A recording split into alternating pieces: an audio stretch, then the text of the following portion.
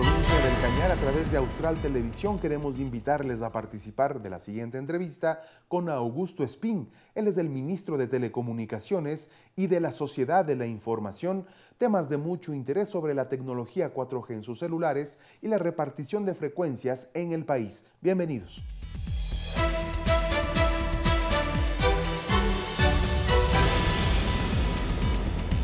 Señor ministro, muchas gracias por esta entrevista. A comenzar preguntándole, ¿hay nuevas reglas en el juego de las telecomunicaciones en el país? La redistribución de las frecuencias se viene con fuerza. ¿Cuáles son los principales objetivos para que exista esta democratización de los medios de comunicación que se pregona desde el gobierno? Buenos días con la audiencia. Efectivamente hay una nueva ley de comunicación, hay un reglamento a la ley ya que fue expedido el año pasado.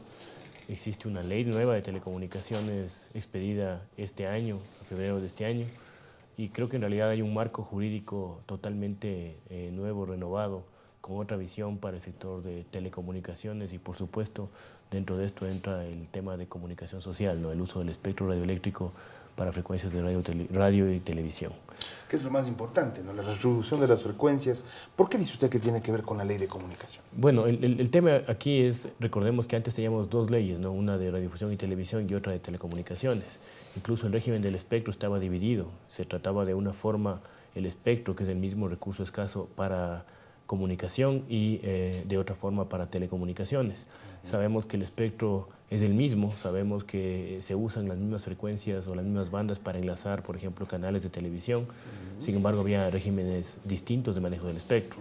Entonces, la nueva ley de telecomunicaciones llega para unificar el régimen de manejo del espectro, por supuesto con las consideraciones diferentes que tiene que tener los medios de comunicación social radiales, respecto a las operadoras de telecomunicaciones, a las operadoras móviles, por ejemplo.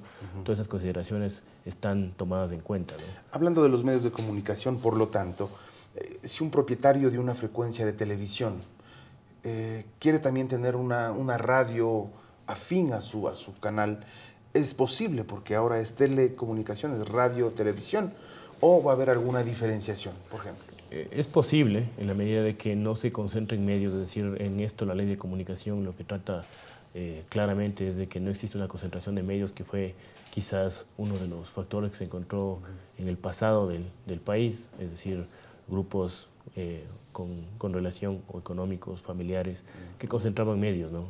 Televisoras, frecuencias de radio y televisión. Como usted mencionaba hace un momento, la idea que creo que es un eje central de la nueva ley de comunicación y que está reflejada en el artículo 106 de esa ley es precisamente esta distribución equitativa entre medios públicos, comunitarios y privados.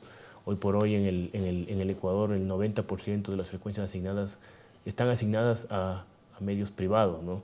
Eso en realidad no es que significa que va a haber una redistribución sobre los medios ya asignados, sino más bien que el espectro, la totalidad de frecuencias disponibles en el espectro radioeléctrico, tiene que repartirse de manera equitativa entre los tres actores. Esto significa que grandes emporios de la comunicación que tienen 50 repetidoras a nivel nacional van a tener que ceder sus frecuencias para cumplir con la ley, comunitarios y públicos. ¿Eso va a ser así? ¿Hay por qué preocuparse al respecto o en realidad tienen que colaborar con este proceso de redistribución? Creo que en primer lugar tienen que, por supuesto, colaborar con el proceso de redistribución del espectro para comunicación social.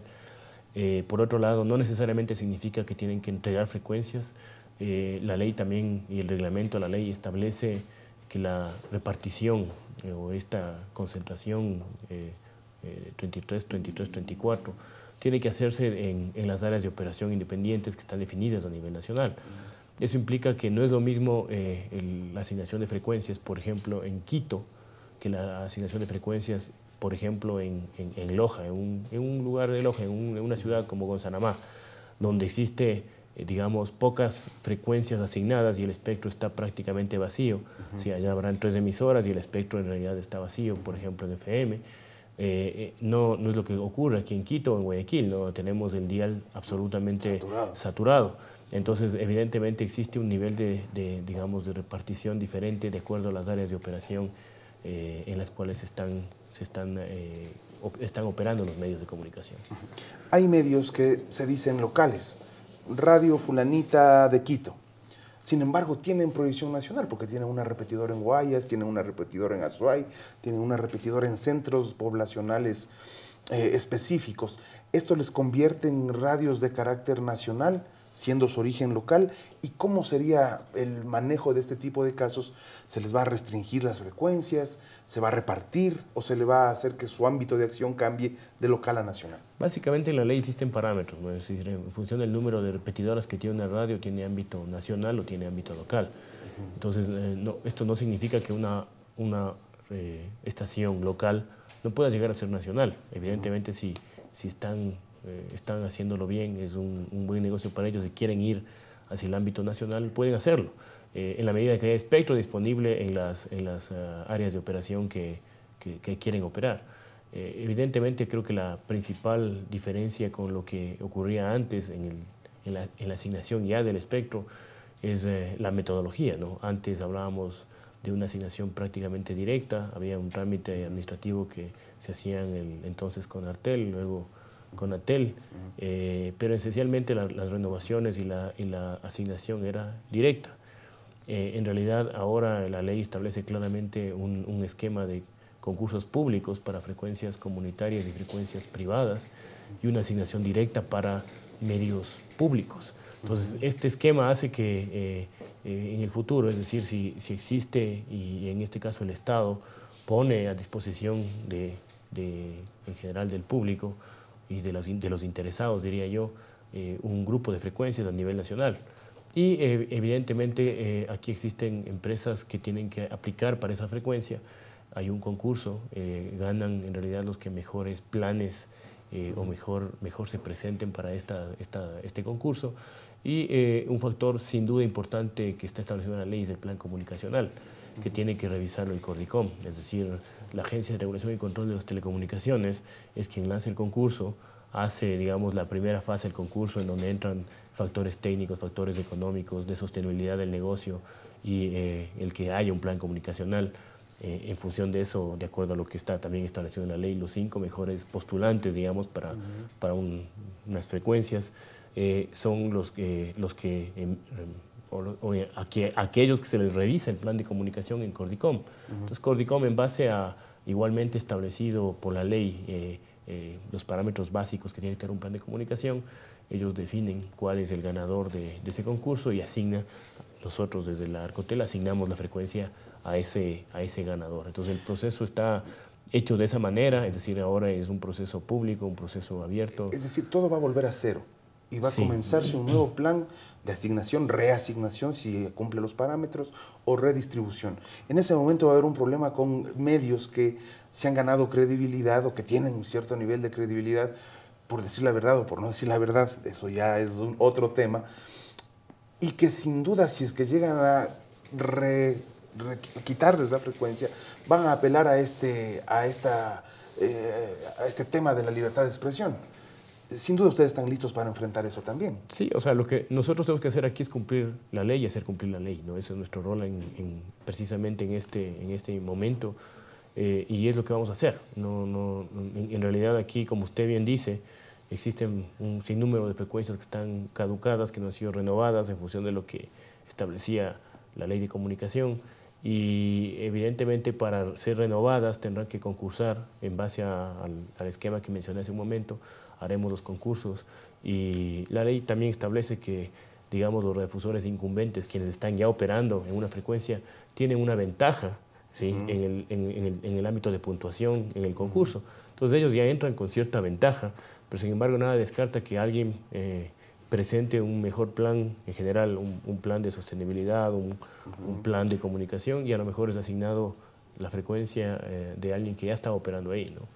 Señor ministro, hablemos, nos quedan 2 minutos sobre el tema de 4G en el Ecuador. ¿Por qué todavía no tenemos el 4G pese a que hace algunos meses ya se ha anunciado que el país tendrá este beneficio que además no solo ayuda para tener un buen servicio celular, sino en todos los ámbitos que tienen que ver con educación, conocimiento y todo lo que propugna también el gobierno?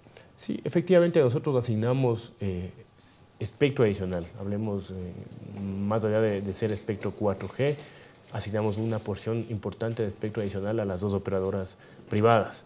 El 4G ya está en Ecuador, hace más de un año ya está operando CNT con tecnología LTE, con tecnología 4G y lo está ofreciendo comercialmente. Sin embargo, evidentemente es importante también que las empresas privadas ofrezcan este tipo de servicio. Nosotros asignamos las frecuencias o estas bandas del 18 de febrero y existe un procedimiento, un procedimiento de optimización técnica de las redes que en este momento están cumpliendo los operadores. Es decir, ellos tienen que redistribuir las frecuencias que hoy día están utilizando, las portadoras de las señales que hoy día estamos usando en 3G. Como decía antes, esta porción de espectro no solamente es 4G, sino también es una porción que va a servir para mejorar la calidad del servicio 3G que hoy día están brindando los operadores. O sea, 3G se va a eliminar y va a pasar o dar el salto. No, 3G va a seguir operando, sí, pero va a seguir operando con mejor calidad. Entonces, este espectro va a servir para operar redes 3G, vamos a tener portadoras, es decir, más ancho de banda asignado para nuestros teléfonos 3G. ¿Cuándo cree usted que el Ecuador ya esté totalmente...? En estas semanas, es decir, yo he ido siguiendo el proceso de ambas operadoras. Ellos han estado haciendo lo que técnicamente se llama un refarming, es decir, recuperando espectro en otras porciones para ir optimizando el uso del espectro y mejorar la calidad de las redes. Y progresivamente han ido haciendo estas migraciones, ¿no?, dentro del espectro que tienen asignado. Eventualmente lo que veremos es, a medida que estabilicen las optimizaciones que están haciendo, ellos van a empezar a poner portadoras adicionales, lo cual significa mayor ancho de banda disponible para los usuarios.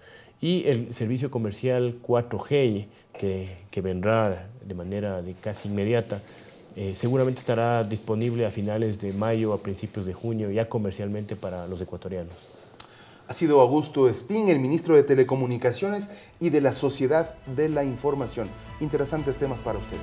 Hasta la próxima. Un gusto.